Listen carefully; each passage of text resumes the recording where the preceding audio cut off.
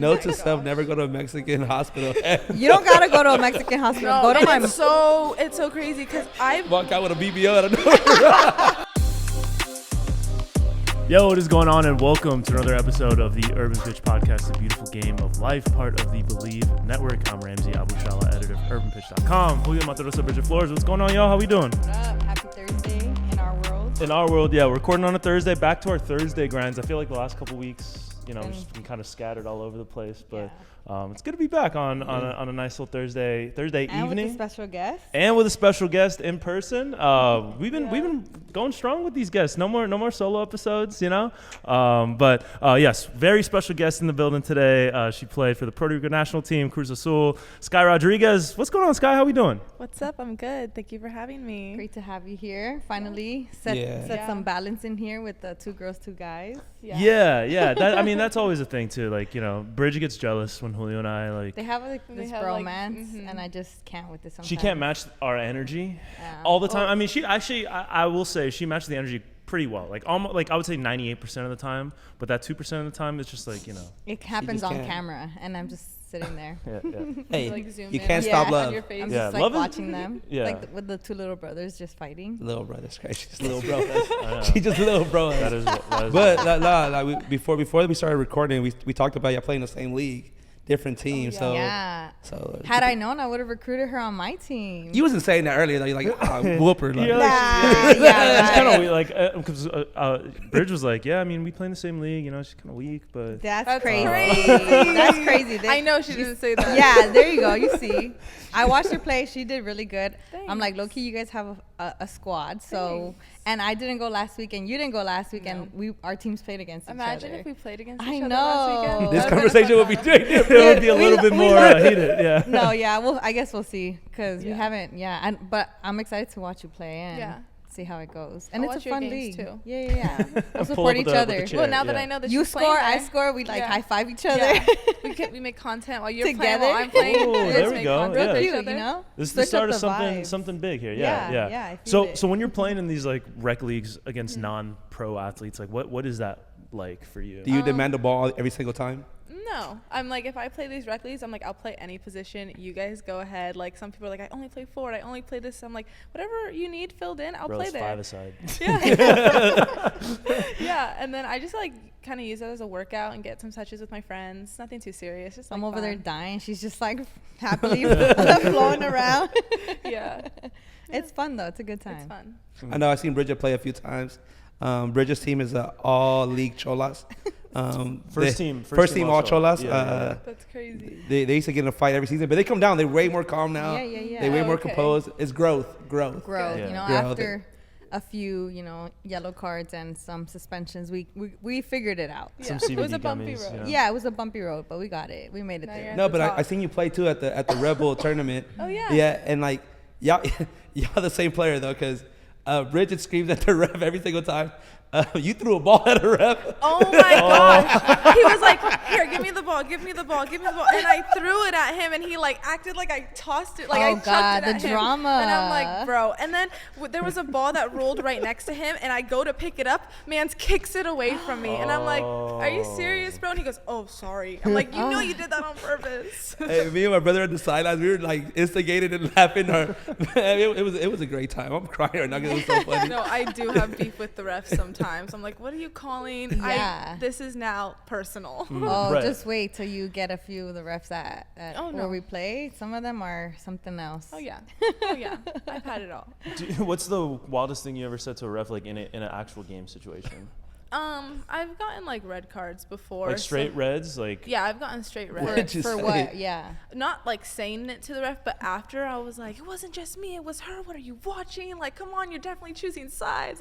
I would I don't know. You can't be an emotional person if you're a ref because I will hurt your feelings, but not on purpose. It's just the heat of the moment. Yeah. Right. Yeah. So, but you could be emotional to the ref can't be emotional to you. Yes. That's how it goes. Yes. It's a one way, and that kind of is true because as a ref, you're supposed to be unbiased. Yeah. You can't really have composure. and then in as a player, you're in the heat of the game. You're talking trash to other teams, and there is a competitive edge to it. Whereas a ref, once you see refs start to get personal with and you see it like at all levels, right? Yeah. And you could tell like, oh, like I feel like they, for the most part, they get a bad rep, and it's a very difficult job, high level of degree of difficulty, especially at the professional level when players are getting paid, you know, like a lot of money to be there, and they take their jobs very seriously. And so like when a bad call is made, if a player takes it as you're messing with my money, and then all of a sudden that starts to get even more heated, and you see like player ref beefs across sports, and like it's crazy to see because I mean refs, like it's not an easy job. No, it's not. And even like when I was playing in Puerto Rico, like I would be at the stadium all the time, and the ref would come up to me like hours before the game, and he or she would be like, hey, let's keep it calm later today. And I'm like, excuse me, I'm here having lunch right now. This is not the time. They knew to pinpoint You're like, you're you already coming specifically. for me. Yeah, I'm like, is this the only conversation we're gonna have? Nice to see you. Was it because that was like the rep you had, or was he saying it just because you were a player? A little bit of both. Yeah, because like when I'm playing, like I'm all in. So like I'm aggressive. I, get emotional. I'm like super locked in. And so yeah, I've fouled sometimes. I'll scream. I've thrown the balls at refs apparently. But yeah, so like when the refs see me, they like try to have that conversation with me because that's like some of the only times they see me. It's just like on the field. They're like, let me take advantage of her right now. Yeah, they're like, let me ruin her peace of mind. Yeah, seriously. But she didn't even throw it wasn't like a launch. It was just like a toss. The ref, the dramatic is what killed me. I'm in the sideline just rolling. Like I had a few drinks in me already, so I'm already living my life. Living my best life. I was like, what are you doing? That was such a fun tournament. I'm so glad you and Jose came to like support. They're doing like the final in San Francisco, right? Yes. When is that? Is that this weekend or I don't know. I don't It is remember. this month. I'm not sure. Well, that was the one in Pacoima? No, it was Gardena. Oh. Gardena. And then that day was fun because I met an elementary friend there. His wife's team won the whole tournament. Wow. Yeah, so John, forget his first name. Johnson. He played for USC as a offensive lineman, I believe. He's like, I know you. Like, I know you. Like, right, you had told us and then we about were it. just talking about like he's like, where are you from? Like Crenshaw District. Like, and we just talked going back and forth. Then I googled him and like, what was a football guy doing there? It's because his wife played pro and played for the Trinidadian national team was there too. Cool. So dang, it was a good tournament. It was a lot of high level especially on the lady side. Yeah, I love those type of things because it's like you see so many people from like LA or like other parts of like California, and you all just come and ball, and it's like I've played with them before or I've played against them before, so it's fun when these things like happen like occasionally because it's like, oh, this is good competition. Who's on this team? Oh, this is a good team. Oh, this is a super good team. They have a good goalie, So it's always fun like when those events happen, and I love to play in those. You never know who you're playing against. It's like, and you think you go to this tournament, but like it's a lot of people that played D1 and played pro in different countries, and you just go there, but especially if you don't know, you're just like, who are these people? Because they're so good, and you see the intensity and the high level, especially with pro players that get mad at refs. It's crazy. No, I love to put on a show. Like I love to play. I'm like, people expect high level out of me. I'm gonna make sure I show them that. I'm gonna have 3 goals a game. I'm gonna, make sure I win.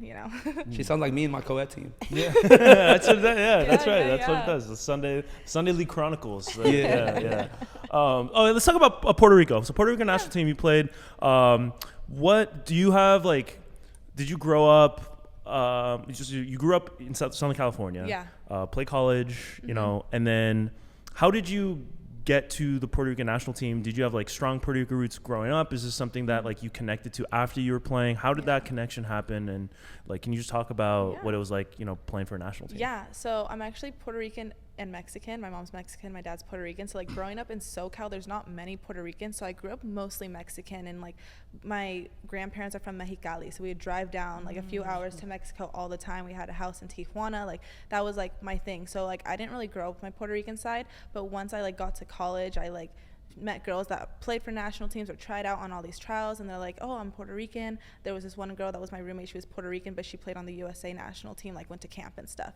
So I was like, oh, like maybe I should try for the Puerto Rican national team. That's when I was at Long Beach State. So when I was transferring to Cal State LA, my college coach he was like, oh, you know, the Puerto Rican national team, the new coach is Nat Gonzalez. He was the coach at UCR for women's soccer at the time, and we're in the same conference. So obviously they talking. So he called him and he was like, hey, like, I have a Puerto Rican girl on my team. She's going to transfer to a new school. Like, you should keep in touch with her. So then, like, a year goes by. I'm already playing at Cal State LA. I never got contacted by the Puerto Rican national team. And then one day I get a call from Daddy Yankee. Imagine. I get a call from Bad Bunny himself. Bad Bunny says, Sky, you need to play for our country. We need you out here. Yeah, no. So, well, when I went to college, like, we do the media day and stuff. So I'm like, I'm going to take a picture with my Puerto Rico flag just so people know that I'm Puerto Rican. And I really feel like that was like, oh, Sky's Puerto Rican, because I, like, did a picture with the flag. And so, yeah. And then a year later in college, I was like maybe like a sophomore in college, I get a call from the actually I get a text from the head coach of the national team. He's like, hey, this is Nat Gonzalez, head coach of the Puerto Rican national team. Can we hop on a call? And I was like, yeah. So then I get on the call and he was like, hey, we're having camp in Chula Vista. We would love to have you out. So I tell my college coach, and I was playing like a 9 at the time, and they wanted like a winger. And I was like, oh, I can play winger. So my coach only trained me to be a winger, and like I can play multiple positions. So then yeah, I went to Chula Vista, played as a winger. We played against the Cholas. I actually scored a goal in like a friendly game, and I played really, really well. So after that, I kept getting calls, and then I kept scoring, and yeah, made some history with Puerto Rico. Yeah. Nice. And what was that experience like, going out to PR and playing out there? It was so different than like playing here. Like the weather's different, the culture's different. Like even for the women's national teams, like we sell out stadiums, but it's only because like the island's so small, and like that's like one of the main cultures is sports. So like everyone's gonna come watch you play, especially when we play against like Mexico or like Dominican Republic, where it's like another like rival country. Yeah, it sells out, and like it's so fun. The culture's so fun. Yeah. Can you talk a little bit more about that? Because I was telling them, I was like, I don't think that I'm really exposed to much understanding of like the Puerto Rican culture within soccer. So can you share a little bit about that? What did that look like? How did you see it? Yeah. You know, run so deep in the roots of PR out there, and maybe even compared to like what you see out here. Yeah. Well, obviously, like the culture is a big thing. In any Puerto Rican thing, like family is a big culture, food's a big culture, salsa is a big culture, and like so is sports. So I really think when we got our new coach, he did really good scouting. So when we played against like Dominican Republic and Trinidad and Tobago, we were winning games, and we started playing them in Puerto Rico. So media got out and things like that. So they're like, oh, the Puerto Rican national team's winning. They're in the road to Gold Cup. Like, we're going to watch them play. And so like people tailgated, people made posters, so many TikToks. Like we'd show up at like events and like, you know, really just try to like get our team out there. And I also want to say a little bit of the men's too. Like the men's have really good players. Like they have Jeremy de Leon, he plays on Real Madrid. Yeah, you know. And like, so when they have players like that playing for the Puerto Rican national team, a lot of other players who are also Puerto Rican are going to want to start playing for the Puerto Rican national team. Like, oh, they're making noise, all these things. So I've met multiple people. Like, I'm part Puerto Rican. Like, my grandma was born in Puerto Rico. Can I play on the national team? I'm like, it's a whole process. But, like, I love that you want to come. Like, come support, come watch the games, try to get on trials, try to get camps. Like, we post all the dates. A lot of the dates are, like, open, like, trials. So you can come to camp. But it's, like, in Florida or something. So if you're not there, you have to, like, make the trip, you know? So is a national team basically based out of more people that are not born in Puerto Rico, or Puerto Rican born players? I would say it's about half. Like when I first joined the national team, majority was from Puerto Rico, and maybe there was like 8 or 9 that were parents were born from Puerto Rico. And so now I want to say there's like 5 from Puerto Rico, and the rest are from the US, but they have like a parent. But like the girls that play are like playing D1 or like playing pro, and like they weren't born in Puerto Rico, but like their dad or mom was. Yeah. And Bridge mentioned, like, when I think of Puerto Rican sports, number one's obviously baseball. Yeah. But then you even have the basketball, like in the 2004 Olympics. Oh, yeah. Like Carlos Arroyo was torching the US. Like, like there was a huge amount of support for the Puerto Rican, whether it's basketball or baseball, and they're very passionate about their sports. Like whether it's the World Baseball Classic here, I remember even in 2004 when like there was going crazy. People were going crazy, and you know the United States fans were obviously disappointed. Yeah. But there's a lot of Puerto Rican fans that were really like going like you know, like they were having parties and doing all this and that. But can you talk about the soccer aspect of it all? Like when you went, because you played club in Puerto Rico as well. Facilities. I mean, even aside from, you can talk about the facilities too, but just like from a fan perspective, what was it like seeing them rally? You mentioned, you know, they're selling out stadiums, they're making posters, they're doing all that. what did you see like from a like perspective that stood out to you when you were playing in Puerto Rico? That there are a lot of teams. So in the tiny island, there's like 8 teams, right? So you play against all these teams, and like you travel to that part of the island. And I even remember I was playing in Rincon, and we beat Rincon, and a lady came up to me while I was walking into the stadium. She goes, "Are you Sky?" And I was like, "Yeah." She goes, "I follow you on Instagram. I drove all the way from this side of the island to watch you." And I was like, "That's so cool. Like, thank you so much for coming to support me." She's like, "Yes, let's please take a picture." I'm like, wow, like I'm making noise on this tiny island, like playing in all these tiny cities. And so it honestly was like a lot, like it was super emotional. Like, and I feel like that's how a lot of the other people around who aren't playing soccer feel it too. Like, it's fun to go and hang out with your friends. It's fun to see people, meet people. Like, if you follow me, like, they see my journey and then they come watch me play in person. It's a free match, like, you know. And like the other thing that just happened in Puerto Rico is a lot of the music artists are relating to like all the soccer. So like Young Miko, we have Mike Towers, we have El Adio, we have obviously Bad Bunny. And I've been to soccer games where they have Mike Towers is there all the time. He has his own club in Puerto Rico. So that's like the biggest club is Con Quintana. Mike Towers is like the whole thing. They have a Quintana Academy for little boys and girls to train to become the Puerto Rican professional soccer players. So he has that whole thing for people. So people that are like, this is so cool. Like Mike Towers is there. There's music. There's food. There's all these pro guys playing. And then, you know, they start scouting people from the national team to play there. There was actually a guy, I forgot his name. He's pretty old, sorry. And he played in Barcelona like years ago, and now he's playing in Puerto Rico. So it's like cool that people want to come play here. They got guys that are playing from Orlando to fly over, and there's this team in Ponce. The men's team in Ponce just got a bunch of guys from the East Coast. And yeah, like the culture, the love is there around the sport. Not necessarily if you're not even there to watch the sport. Maybe you're just an El Adio fan or you're a Bad Bunny fan, but they wear our jerseys, like, you know. And so I just feel like because of like the bigger artists are putting more representation on like the culture of Puerto Rico, not necessarily the soccer, but like the culture of Puerto Rico, which, you know, soccer is a part of, like more people are going to love it, you know. And that's why we have like more Puerto Ricans, you know. I feel like that's why you see more Puerto Ricans now. It's like we show out. Yeah. I know. I'm a huge Young Miko fan, and I did see her at Toma. Oh no. Yeah. Oh, she was there. Yes, yeah. I know. I missed it because I freaking hurt my finger. I saw her. You saw her. But I've seen her. You were there too, right? Yeah. we all saw. Wait, Bridge, you're the one? No, Bridge, you were I there? didn't go. I didn't That's see crazy. her. That's crazy. But I've seen her before. And I saw her at our LAFC game, so just saying. But anyway, I saw she did like a short film on Apple Music about her life and her trajectory going into like her latest album that she dropped, and she talked about how she grew up playing soccer and like that was a possibility for her to like play, you know, she was like on the Puerto Rican national team. Yeah, exactly. So I love that you mentioned that because I don't think that a lot of, I mean, and we've talked about this before, how like the culture of soccer is growing so much and evolving where it's like normalized by artists or like celebrities to like embed themselves, but also just kind of bring in that piece of like, I was a soccer player growing up, or like I was in soccer teams when I was little, you know. So it's super dope to hear the Mike Tower story, like him, you know, really embedding himself in that. What was that experience like for you in terms of like getting situated into PR and like living there and just like taking in that lifestyle? Well, I like visited multiple times before I moved there for a while, and it was a big transition. Like, one, I ran out of power a bunch of times. Like, we lost power. I had to live on my coach's couch with my roommates on his couch for 3 days, and we had all our food went bad in the fridge. Like, that's like things that people don't know that happens to us, you know, because we don't have power in Puerto Rico sometimes.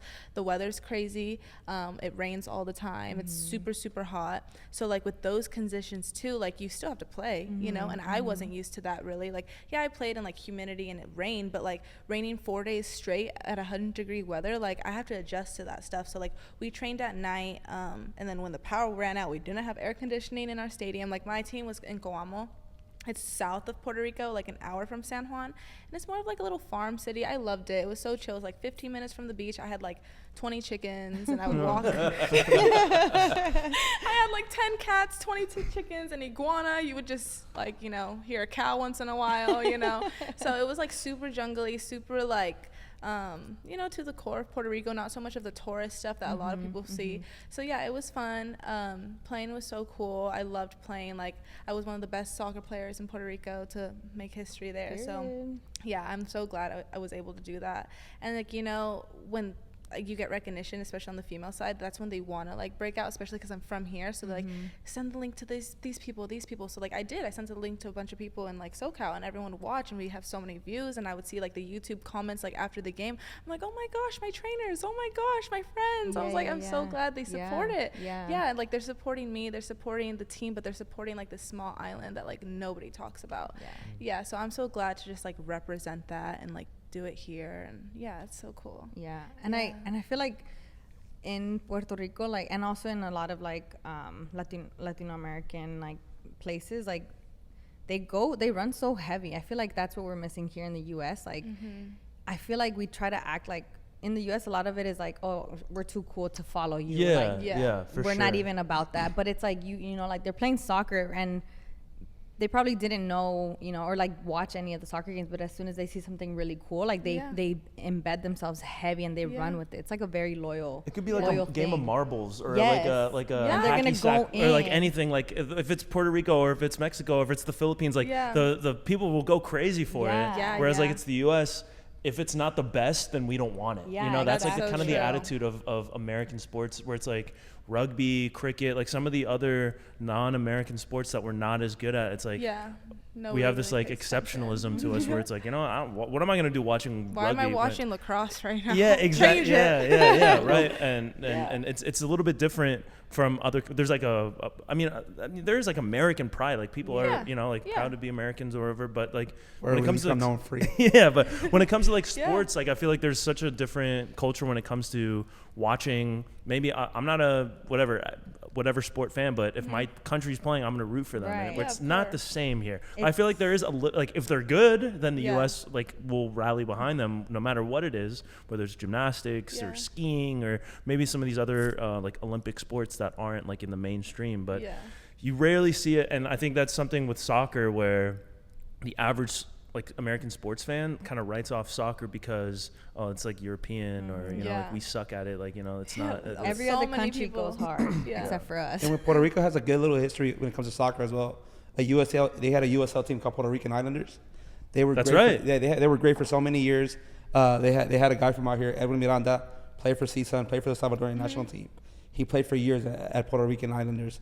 So it's great seeing you, because even back in those days, seeing his games with Puerto Rican Islanders, they used to sell out those games. So it always had a good fan base when it comes to the sport. They just needed a little bit of growth. And now with Real Madrid players coming along, they're doing good in these World Cup qualifiers, both men and women. So that just increases the level and brings more notoriety to the team. So that's always great. You mentioned that you were one of the players to be able to make a lot of history in PR, which is super dope. Did you see some sort of difference in your like development as a talent player compared to the development as for players that were from PR? Did you see a difference in the way that you all played? Yes. What was that? I think it really comes down to the training that I had growing up. Like I was playing club soccer in SoCal, where it was so competitive that everybody my age, you know, everybody wants to go to college and play D1, so that was like our main goal. And then once you go in college and play D1, you want to play for, if you're not your national team, you want to play pro, right? So I always did private training, and in Puerto Rico they don't have the same like coaches that coached me. And so when I actually was in Puerto Rico, I did some trainings for little girls all the time, and I was like, I want you to learn this, I want you to learn this with your left foot, your right foot, outside the foot, like super easy basic techniques that I know when I was their age I was able to do, but it's because of the training that I had here. Where in their age, like the game is so much slower, and like I feel like they're such like stuck in like the same kind of like trainings, like they're not developing, like they'll develop all the way up to here but not to here, but that's good enough for Puerto Rico, you know what I'm saying? So that's why when I came to Puerto Rico to play, I was like way at the top, like because of the training I got. And the training is like so different, the clubs are so different. Some of the girls, like they do go play in Orlando, like they fly to like the East Coast and play in these tournaments, but they don't win it. Sometimes they do win it, but you know, it's just like you get lucky. And I see when we played against teams like that, we would blow them out growing up. So like definitely my training is a huge factor, especially like that's why some people come and like train here. Even like I've noticed like even like big time players come and do their training here with like the trainers that are in SoCal, the trainers that are in LA, because it's just so good. You know, it's IQ level, it's fitness level, it's you know, technical. And so when you're over there, you don't have as much, you know. Yeah. Interesting. And it's nice that you were even willing to like give their time to like the Yeah. younger kids out there to Yeah. show them and develop them, because Yeah. it's such basic skills, but it's Yeah. like clearly they don't have access Yeah, to like that. like you know, like for example, like speed and agility. Like they've never done speed and agility. I was like, okay, let's do high knees, and they're like, what's high knees? And obviously, I like did it with them, you know, showed them, taught them everything that I knew. But it's like if I could be out there, like I could definitely develop a player, because they have it. They just don't have the guidance yet, and it's getting there for sure. You know, it's getting there, but they're still a little bit behind. But it's okay. Yeah. They'll get there. Yeah, they'll get And there. clearly it's growing. The game is growing out there, so that's Yeah. beautiful. Yeah, it's so cool. It's so fun. And let's talk about the training. I see on Instagram training with AV, like, and you have a good core of pro players there. How is the training with them? Because I do see it more on the women's side and the men's side. There's a lot of pro players that practice with you as well. Yeah, I mean, the point of the training is to like get everything that you want done so you can go play pro, like prepare for your trial. So everyone there takes it super seriously. It is challenging. Like some of the things that I learned there, I am still getting used to. Like I'm just perfecting my craft there. Like I can do it, but I don't do it often. So like I'm gonna ping a ball like this consistently so I can make sure it's perfect when I actually play. So the training there's pretty high level. It's really fun. It's very competitive. We definitely push each other. All the players there push each other to be better. Like Chris Cortez, he always tells me like, you need to jump a little bit higher for that, or like that's good, but if you take one more step on your left foot, like you'll have that ball. And I'm like, you're right. Like I did rush it. Like, and it was like, it was a good idea, but next time do this. So it's like I really love their training just because it's such like IQ level training too, as well as like technique. We do some fitness. I'm so bad at the fitness, but like when I see them set up for fitness, I'm like, dang it, you know. But yeah, when it's like other things, small sided shooting, technical drills, I love it. Like I'm so locked in, and like they're not so easy on us either. Like Kyle and AB, they'll be like, come on Sky, like come on, like try, don't drop the ball. And I'm like, oh my gosh, like you're right. Like so the pressure's on, but like I feel like sometimes I do good under pressure, so I love it. I love training. Yeah, I played college with AV. He's a talker. He's great. gonna talk to you every minute, every second. From even playing with him, like even in practice when we played in Arizona together, I remember I used to hate him because like he will complain every single play and argue every single call. Like so I'm like, next play I'm gonna go cleats up on his. I don't care. Like I'm gonna hit him. Like there was a few times when we went back to the dorms trying to fight each other in the field. But yeah, he's such a great player. No, yeah, he jumps in some things. He's like, not today. He will try to meg us, and I'll like block a shot, and I'm like, ha ha, like I get in his face because he comes in like he's better than us. And I'm like, come on. He's a 5'5" Peruvian with the touch of a god. He's great. He's great. He's a great guy. If you haven't met him, you should. He's cool. Yeah. Come check out a training. Yeah, we gotta come by. He's always what told year are you us- on at practice? He's always talking about like his pro experiences and stuff. So it's not just like the technical training. They do give us lectures, which is nice to hear. And sometimes we have younger girls, and I've jumped in the lectures before too. So it's cool. Like that environment is such a safe space, and it's like no one's there to judge you. You're there to get better, and it's great. Yeah. And so, are you currently with a team right now? What's like because I know you're training and doing all that. What are you? Talking to teams like what? Yeah. What's Plays Mondays against Brigitte. Yeah. Right? What are you talking about? She's with the That's all team. tournaments. Don't downplay the team. No. Messy 1v1 tournaments. Yeah. Right. I didn't do good in that. It's okay. I just we'll got talk about that in a bit. it was so crazy. Ramsey's but anyway. question. Yeah. So I do have some things coming up. I'm not going to say too much, but yeah, it's so hard when you're not on a team because I don't have an agent to represent me, but I do get texted by a lot of coaches and a lot of agents, and even old coaches that I was on trial for Puebla that people don't know about, and I still talk to the coach all the time, and he's texted me like 2 weeks ago, and he was like, hey, are you fit? And I'm like, yeah, and he left me on red. I'm like, okay, just checking. Then it's like I had a trial with Cholas, and I actually got injured, and I'm like, I couldn't get the treatment I needed, so I left. So it's like things like that. I'm always in the loop of like what's next for me. It's like, so the next season to like enter the trial portal I guess is like the fall, so like I'm gonna train all summer so I can go to the fall, and I will be going on trials. So I'm gonna go on trials in Spain, so that's my first time like going to like Europe like that to like see what it's like. I've always played in like Mexico or like somewhere around here, the Caribbean. So I'm excited to try something new, and see if if I don't play there's other opportunities for me. What's like your mentality when you go into a trial like that? Because obviously there's a lot of pressure, it's a little bit nerve-wracking. Like what is going through your head? Are you you know, just trying to play your game? Or are you trying to like do better? Like how do you like prepare yourself, and what's going through your head during a trial? I do get a little bit nervous because it's like a new environment. I think I just am more nervous that the adjustment is not gonna like hit me when I need it to. But when I'm on the field, I'm mostly really relaxed. Like I know I'm good, so I can play my game. And you know, the other thing is like the language barrier is always so hard for me because Spanish is like still it's my second language, so some things don't translate, so I always have to like pay really hard attention like to what's going on, you know. But yeah, I just go out there, play my game, and I like my purpose is to like play better than the girls that are already there. So if I see that they like can't hit something, I'm like, oh, I can hit that. Like let me just ping a ball across. Like I'm like, coach, check this out. I'm like, you signed her? Just kidding. Hey, you were saying you're like, you got me. No, yeah. So like I always try to just prove that I'm the best, like or the best version of myself. And there are days like when I was at Puebla, I hurt my back, which was crazy because I scored 3 goals in 3 games. I did so good. I hurt my back, and I played, and I scored 2 goals with a hurt back. And after that, I got out. I was like, I can't push myself because that freaked me out. And so I got cut because they actually told me they have too many players in my position. It's fine. But I was like, oh, maybe if I didn't hurt my back, this girl took me out. And I'm like, I'm the same way as you, because if I was a center back and I saw myself going there, the only way to take me out is to foul me. Like, yes, like, you know. And she got signed. I'm like, good for you. Yeah.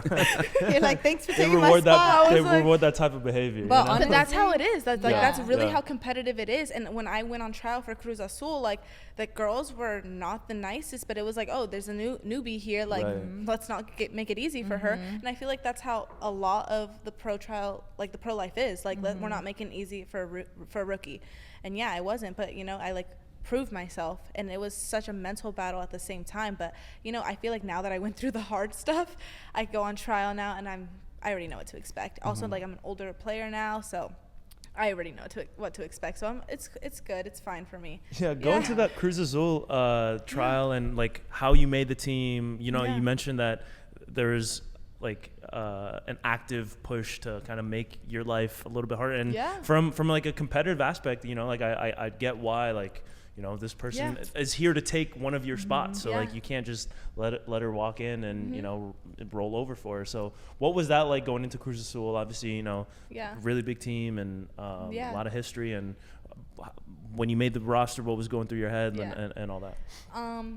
I actually felt like I was meant to be there before I was signed, because like I already knew a bunch of my friends in the Liga MX. So I was like, yeah, this is like my turn now, you know? So it's actually like you're competing against the other trialists. And like I still have my trial shirt. I was like number like 368. And they're like, 368, like or whatever it is. I'm like, is that me? I was like, you're like me? I think so. And then they're like, okay, so you're really competing against the other trialists, and they will knock out trialists right there. And they're like, oh, sorry, go home. Sorry, go home. So like, it was so nerve-wracking. I'm like, oh, please don't call me to go home, you know? They're like, oh, you'll stay another day. Oh, you'll stay another day. Oh, you did good today. You'll stay another day. Oh, meet with the trainer. We'll tell you what you need next. So it's like I never knew if I was getting signed. I was like, I'm just going to wait until it's my turn. Like almost like 2 weeks go by, and I had that one trialist shirt for the whole 2 weeks. And I stayed in the Casa Club with some other trialist girls, and I'm like, are we not washing our clothes? Like, what are we doing? Just gonna stay in this? I'm like, our Casa Club room smells so bad. Oh my God. So yeah, I literally had to wash my shirt in the sink with like the hand soap. I was like, I need to make a good impression, you know, all these things. And so yeah, going through all that, like, it was like, I'm like, it's so worth it. It's so worth it. So I find, it's so worth it. Yeah, I'm like, it's worth it, I promise. And so I finally make the team, and I was like, do I get a uniform? Like, can I get a new shirt? And they're like, yeah, tomorrow I'll get everything. And it was Christmas, you know, and it was such a warm welcoming. Like the fans, the staff was like, oh my gosh, Sky, you proved it. Like some girls don't make it this far. And I'm like, oh my gosh, I called my mom. I'm like, Mom, I made it. And she was like, I got a second shirt. And she was like, okay. So then the next step was I didn't have my Mexican citizenship, so I had to go through a process. And that was so hard. Finally got my Mexican citizenship, flew back to Cruz Azul to actually I had to do my Mexican citizenship in California and in Tijuana. So I had to fly back from Mexico City to figure all that out. Flew back, finally signed, and yeah, was there training every day, and it was so fun. It was so cool. Like I also felt like the nerves were gone. Like I was like, okay, I'm meant to be here. I moved in here. I made some friends already. Like, and then once you do that, then you gotta just adjust to living in Mexico, and that's a whole other thing, you know. The food's different. Everybody gets food poisoning. Everybody. Don't drink the water. Don't drink the water. The pesos, you got to convert all your money, you know, like you had to get taxi, you know, you got to figure it out. And so I did. And it was an adjustment, but Does it happen to you? I remember when I first went to Mexico, my college was like literally 10 minutes away from the border, and I went to Mexico and they were like, it's 10 pesos. I gave the guy $10. oh yeah. And then the guy, and then like all my friends are laughing at me. And the guy's like, really? I'm like, yeah, you can keep it. You said it's 10. Yeah. So like, they're like, yeah, dude, it's 10 times that. I made a guy's day not knowing how to convert dollars into pesos. Yeah, I didn't know either. I was like, $5? They're like, no. And I'm like, oh. And so I had to get the app. I got like a peso app. And I'm like, the converter. Is that what it's called? Peso app? Peso app, literally. And it would tell you the currency, but also like it's so weird. Different parts of Mexico, the peso currency is different. It's not, Mexico is not the same currency. Really? In Tijuana and in Mexico City and Toluca, like the Mexico currency is still like a few cents off. So it's like, if maybe it's $1.50. And then depending on where you go, they try to like hustle maybe you. it's $2.50 in a different part of Mexico. It changes. And I'm like, yeah, you can't go to the bigger concession stands. You got to go to the smaller ones where they're like, the you mean like the change rate, the change rate. Oh, yeah. The price rate for each. So it's like that in Europe too. If you go to Europe and you try to get your dollars changed to euros, like depending on where you go, the exchange rate is different, and there's like hacks on where to like go, you know, but it's crazy how they try to, I mean, I guess you know you got to get your dollar somehow or your peso somehow. And it's like we would actually take the bus a lot to play these teams. So we'd drive from a different state of Mexico to a different state of Mexico, and they're like, it's 20 pesos to use the restroom here, and I'm like, it's 10 pesos 5 hours back that way. What you mean 20? Back. I'll see you in 10 hours. I'm gonna have to go back. Why are we like this? Like you have to pay to use the bathroom in Mexico, and then they give you like this much toilet paper. They're like, okay, and then that's another extra charge. Yes. And if you want more, you got to give them more. The struggles. And then the toilets don't flush. So it's like you got to dump the water. And then they don't have the the toilet seat. No door either. You just go. All while you have stomach issues. Like, all while you have food poisoning. And there's rules. Like, you can't use the bathroom on the bus. No way. Right. Like, That's universal. That's universal. That's I'm like, standard when's rule. the next stop? In 6 hours. I'm like, sorry, guys. I'm like, pull over. I'll pee on the side of the road. Just pull over. Yeah. Well, clearly you built resilience through these experiences. Yeah, thank but you. I think you're being very real about the experience. I feel like those are the little things that we don't really get to hear, you know? Like people make it far and like they become pros, but it's like these stories, these moments where I think anyone who's looking to build their soccer journey needs to be aware about, right? Like this is transparency. Like you gotta toughen up in the smallest moments, like on a bus ride, on in between stops from going from one place to another, and it's just like, you know, real life stuff. And I laugh about it now, but I wasn't laughing All about frustrated. it then. I was like, I have to pee. Why are we not going? And like the bus like takes different routes. Like I remember, I want to say this was my debut game. I got so sick the morning of, and I went to my coach and I was like, I'm puking everywhere. I don't know if I can go on the bus. And he goes, you're going on the bus because you're debuting tomorrow. And I was like, or like, you're going on the plane because you're debuting tomorrow. So we were flying to Santos, and our plane gets canceled. So this is what happens. After training, he goes, you're going on the bus, shower, get on the bus. I was like, okay. I'm with the nurse. And when you're sick in Mexico in these facilities, you get like injections. Like you get injections to feel better.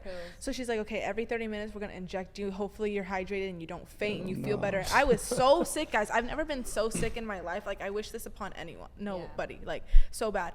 So then my coach is like, get on the bus. So I go with my friend on the bus. I'm like, okay, let me just like try to sleep on the bus, like try to relax. I have a fan on me. I fall asleep. An hour later I wake up. We're still on the bus in the facility. Hasn't left. And I'm like, I wake up and I was like, what happened? Like I'm about to puke again. She goes, I have no idea. So I'm like, I'm getting off. I get off the bus and I like see my nurse. And I'm like, what happened? She goes, well, our plane got canceled to Santos. So we have to figure it out. I'm like, I can't go. I still don't feel better. I was sitting on this bus. I can't go. Anyway, our we take a different plane to a different state, okay? And then Volaris. somewhere, yeah. We take a different plane. So walking through the airport like a zombie, and I was like, nobody's taking care of me. I'm just getting injected. Every 30 minutes. Yeah. They got 5G running through her veins, tracking devices. No, literally, and the nurses are like, "Are you okay?" She's And a I'm whole like, robot now. like, I've never been more sick in my life, you know? And I call my mom and my grandma, I'm like, please fly here, help me. Like, I need my grandma and my mom to help me feel better, like, you know? And so, nope, nothing happens. We get to Santos, and I'm still sick, and my coach is like, so you're good for tomorrow? And I'm like, Yeah, coach. I don't have any color in me, and I'm like, I'll be ready tomorrow. The game like the morning happens, and I'm like, I have to just act like I'm okay. I can't milk anymore. It's my debut game. He goes, so you're okay? And I'm like, yeah, perfectly ready. As soon as he leaves, I'm like, oh my gosh, like I'm so sick. Oh, no. Yeah, it was bad. And then we end up tying Santos. I go in at halftime. I play amazing, but we end up tying. We didn't even win. And yeah, I mean, it was a really good debut game. So like, and I saw one of the other. Still sick. And I was still sick. You didn't chug a 7-Up, like, real quick? No. It was electrolytes. Electrolytes and inyecciones. Yes, that's literally how they That's cure you. the Mexican starter pack to recover. Note to self: never go to a Mexican hospital. You don't gotta go to a Mexican hospital. No, Go to and my it's so crazy because I Walk out with a BBO. I don't know. some veneers all of a sudden. go to my mom's house. My mom, anytime I tell her I'm sick, she's like, I have a inyecciones. Do you want one? I'm like, no, mom. Like, I'm telling you, I do not consent to your injections. No, it is so crazy. The Mexico hospitals are so crazy. One time I broke my hand in Cruz Azul too. But You see, this is the moments where I'm just like, they're so funny. yeah, they think they they're are so gonna funny. go get a BBL in Mexico. Yeah, they need. They're already getting there on their own. Okay. Oh my god. Okay. So you broke your hand. So many things happen. Like, this is like just the bad stuff, you know? I broke my hand in Mexico. I don't even know if I got a sorry. I was like, that's tough. yeah, so like the x-ray room's in a whole different hospital from the hospital room. So I'm like, oh, okay, like we have to get your hand x-rayed. Like, you got to walk 3 blocks. You got to walk 3 blocks Good to thing your another ankle With place. your wasn't broken broken. hand. Yeah, and I'm like there. I'm like, okay. So then I walk 3 blocks, get my hand x-rayed, come back, and they're like, it's fine. And I'm like, okay, I knew it. It was just broken. Like, it broke 2 muscles. They're like, yeah, you just got to tape it. Here's a little spling, and you're good. But yeah, and then you just play like that. Well, this is why you're built so different. Like, you've just gone through the most. Oh no. You've gone through it. Honestly, yeah. And like, you know, like living in other places, no self-service, Yeah. you know, no language barrier, things like that, different timings of the day. I'm like, hey, it's midnight. They're like, it's, you know, 9 p.m. over here. I'm like, well, dude, I don't know what I'm doing. But you I'm know? here. I wouldn't survive. I wouldn't camp in one day with this guy with no cell phone service. Yeah. I was miserable. Julio's spoiled, He that's was why. camping, like, Camping was. sucks. Mind you, it was like an hour away. There you go. There you Camping found, sucks. Yeah. Yeah. Why would you go camping? Exactly. To Like, struggle for fun? yeah, let's act like we live in the don't know. 1960s. Like, it's crazy. Yeah, you're going to build a fire. 1960s, dude. I mean, like, that's not even a. Sorry. Look, sometimes you gotta deconnect. Sometimes like, you gotta touch grass, all right? Yeah, you know. I be got outside. grass in my front yard.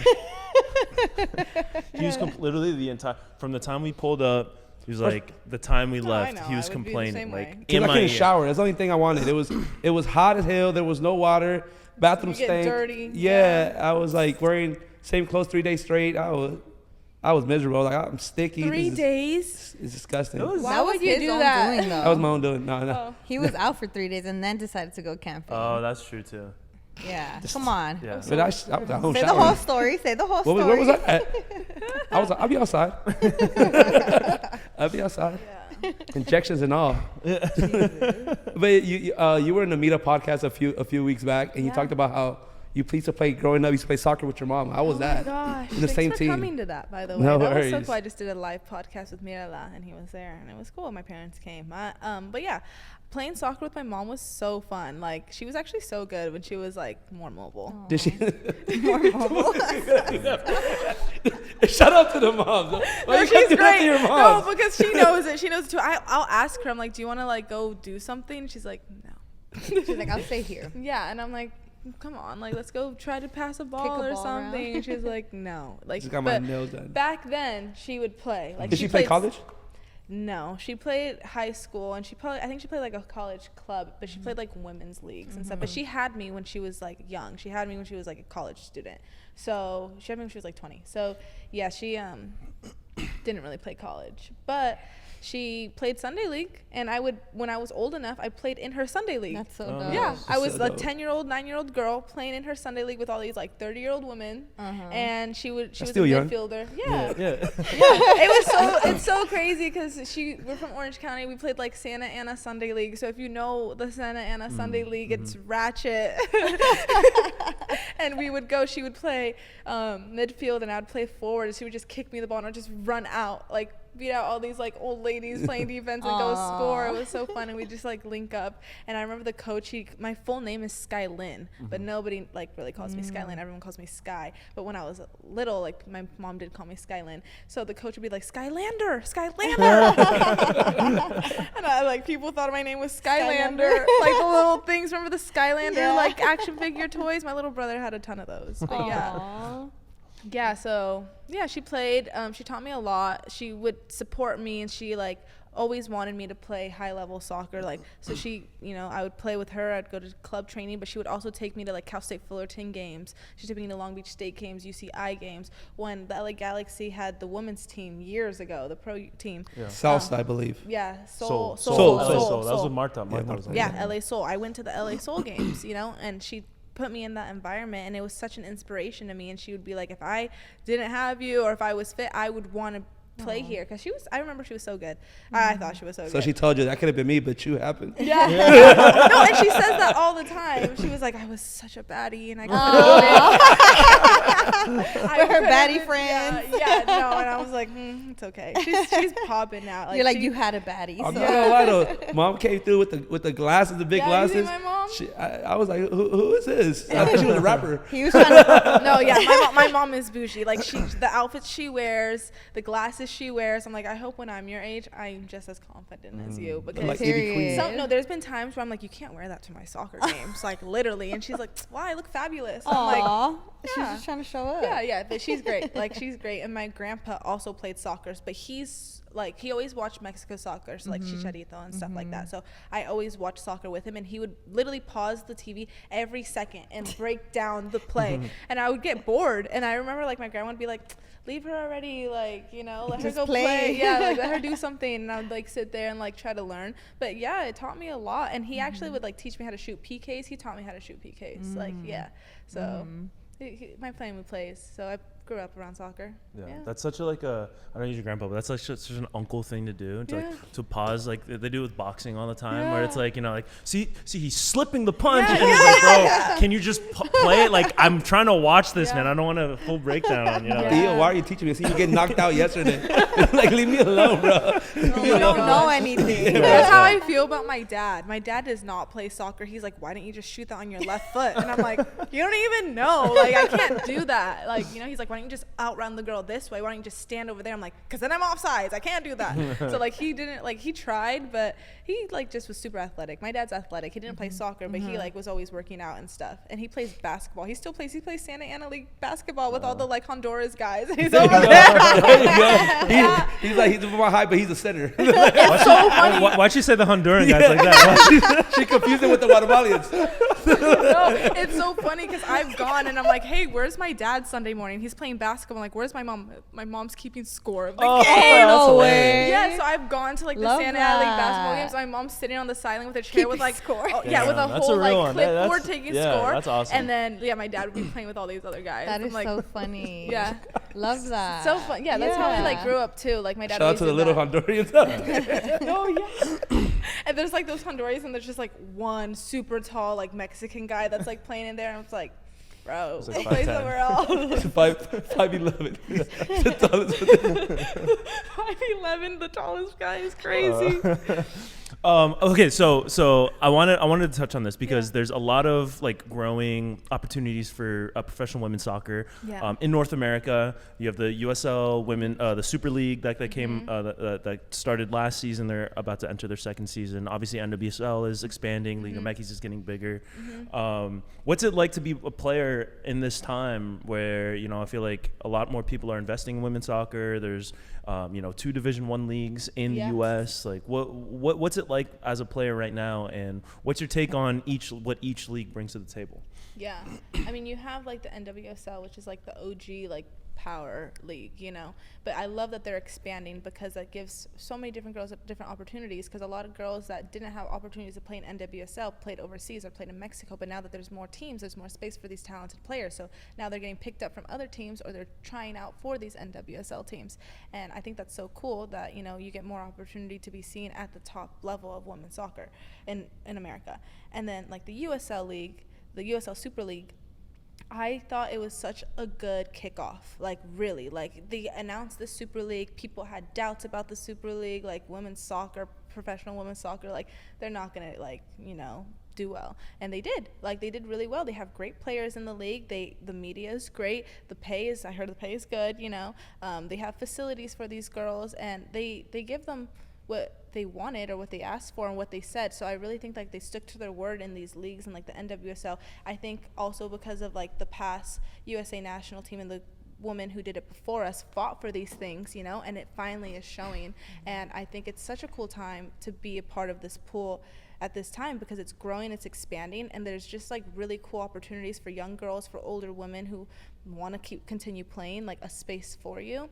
It's still competitive. It's still really hard to like get on a team. It's not going to be hard to get on a team because there's such high expectations, but that's the other thing, like these high expectations are now spread out between 4 different leagues, so it's like they have all the same expectations, so even though they're like first division, second division, third division, they still expect you to play at the first division even though you're considered like a second or third division. So I think that's what's really hard, but I love to see the growth. Like, it's so cool. I see so many people wear different women's soccer jerseys and stuff like that, and yeah, it's cool. And they come out to like the men's game. I've seen the men come out to the women's game. I just saw like the Chiefs went out to the Kansas City NWSL game, and they made some super cool stuff. Like Trinity Rodman's back now, and she did great. She scored. She did great. And yeah, just we still have players like Marta in the league, and so like there's just such a big variety of all these females that are balling, and I love that I can, if I don't know them personally, like I can still follow them and they're my age. I see them some other places, and it's like such an inspiration, It's cool. Like I don't know, like I've tried out for all these teams and I've seen all the girls make it and things like that, but it's never worked out for me yet. I was actually at Utah Royals for a little bit, and nobody knows that, but wasn't the best place for me, so I left. But again, like you're being honest with your journey and your story, and even the fact that you're still here and you're continuing to build yourself, like you're not letting any of that discourage you. And I think that is also important to hear, because it's never going to be the first time, the second time. Like, you're going to get a few no's before you get your first yes. Yeah, for sure. I've gotten so many rejections, and even like I've seen it with other girls where their plane gets canceled. I'm like, that's a sign, or things like that, and things like that too do happen. So yeah, I mean, the leagues are cool. I really enjoy like watching all parts of the league. I know some girls that played NWSL now are playing in the USL Super League, so it's like that's what the league is. Like, it's high level players. Yeah. Listen, we are running low on time, but before we go, the last question I'm gonna leave you with is, what's like your dream matchup? Whether it's a club team, international team, a certain player, like who do you want to play against? Like, what's the one either team or player that before your career ends that you want to line up? I would love to have the Puerto Rican national team to make an Olympics, or to make like a World Cup qualifier or something where we play against these teams. We played against some other great national teams, but against I would love Brazil too, right? We played against Brazil, Colombia, Argentina, Trinidad, Tobago, Haiti. But we played a bunch of these teams. But I would love to play against like the USA women's national team, Puerto Rico, in like an Olympics or like World Cup qualifiers or something, and we're definitely there. We're super close. So yeah, that's like my dream. How about like a defender that you want to like? Defender that I want to go against? Oh my gosh, I don't know. Maybe Naomi Girma. Oh, yeah, yeah. she would be a great person to go against. She's a good battle. Yeah. I mean, $1 million transfer. Like, you know, Yeah. see if she the Making money. moves over there. Yeah, she's doing great. Yeah. All right, listen, Sky, this has been a lot of fun, and you Yeah. know, again, really appreciate you coming through, taking the time to speak with us, and we're gonna follow your journey, you know, and I know you got big We're things rooting coming for for you, you. so Yeah. and you know, we'll see you around at all these different Yeah, events in we'll LA. see You you. know, Yeah, I'm definitely. sure. You're gonna beat Brigitte whenever you play her. Yeah. That'd be amazing. Oh my gosh, you guys We'll should come watch out, her go game. live. Yeah, for sure. Whenever you guys Okay. line up in the schedule, you Hey, know, man, you know I'm the telling you right schedule? now, Bridget's team, those are my girls. We party with, They're gonna be like- I shotgun with them, like, so. The we family now. commentators. We won. We skipped the last season, but we won the last 2 seasons Yeah. back to back. So he came to our celebration party. These are my girls. yeah. They were like, this shotgun, I'm like, just do it. He drank out of our He trophy won- he cup. won the game. Yeah, he did. He drank out the trophy cup. It That's was the whole thing. hilarious. Yeah. No, So yeah. I'm rooting for them against you. Oh yeah. Thanks for All having right. me. Yeah, this we'll was make great. that happen. Yeah. All right. But this has been another episode of the Urban Bitch Podcast, A Beautiful Game of Life, part of the Believe Network. For Julio Monterosa, Sky Rodriguez, Bridget Flores, I'm Ramsey Abushala. We'll see you next week. Oh.